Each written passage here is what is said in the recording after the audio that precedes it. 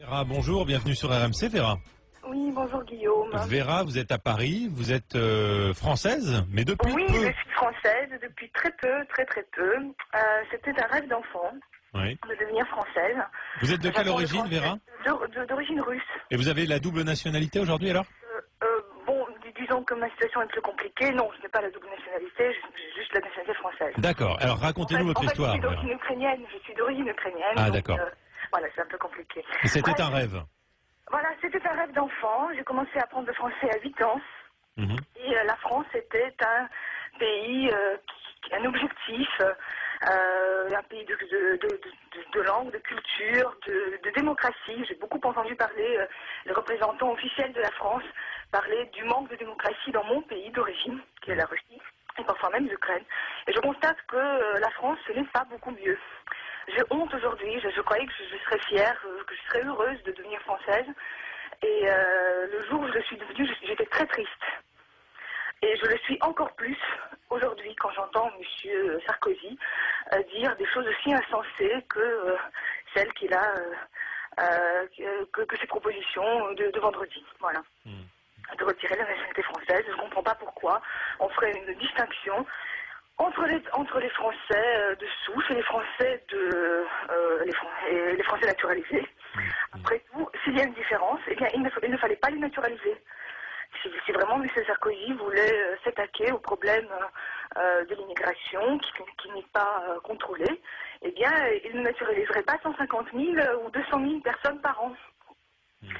Donc, s'il voulait s'attaquer au problème, il supprimerait tout simplement le droit du sol. Vous avez l'impression de ne pas être, en entendant ce discours, de ne pas être totalement française? Je pense que je le suis plus que M. Sarkozy parce que j'ai une idée de la démocratie et j'ai une idée du droit plus forte que la sienne. Donc non, je ne suis pas complexée du tout, ni de mes origines, ni du fait de ne pas être française tout à fait comme les autres. Voilà. On vous sent ému, Vera. Pardon? On vous sent un peu ému. Oui, on m'a beaucoup ému, oui, parce que effectivement, peut-être qu'il est difficile parfois de se rendre compte de l'idée qu'on se fait de la France quand on est à l'étranger.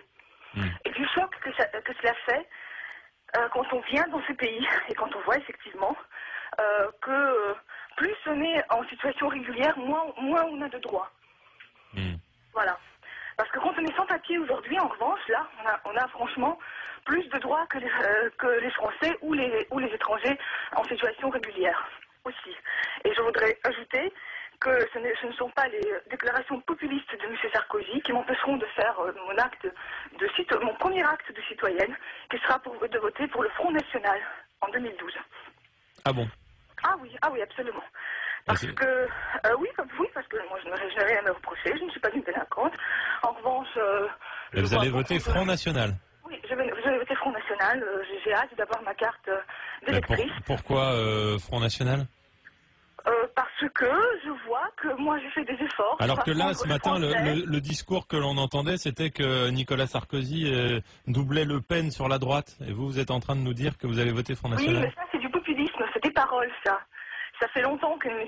Sarkozy est au pouvoir. Je ne vois pas ce qu'il a fait pour régler le problème de l'immigration, dont tout le monde souffre, et moi aussi, dans mon quotidien. Et qu'on ne me parle pas de la diversité et de la tolérance, parce que je ne peux pas dormir la nuit à cause des gens qui font du bruit en bas de chez moi, et qui ne veulent pas parler français. Mes voisins parlent très mal français, je ne comprends pas dans quel pays je vis. Et vous avez l'impression que vous avez fait des efforts que d'autres ne font pas? Moi j'ai fait des efforts, j'ai appris le français, je pense que je me suis bien intégrée. Je ne suis pas devenue française par mariage, je le suis devenue par mes études. Et devenir française était un acte de volonté, effectivement. Je vois que d'autres le deviennent par un acte purement administratif. Je devrais ajouter que ce que monsieur le représentant du Parti Socialiste disait tout à l'heure, que la naturalisation, ce n'est pas un acte administratif. Si, malheureusement, si. Du moment qu'on est en situation régulière et qu'on présente un certain nombre de papiers, eh bien, je peux vous dire que ça va très vite. Merci Vera pour votre témoignage en tout cas. C'était un rêve d'enfance de devenir française et aujourd'hui vous en revenez un petit peu. Merci en tout cas pour votre témoignage.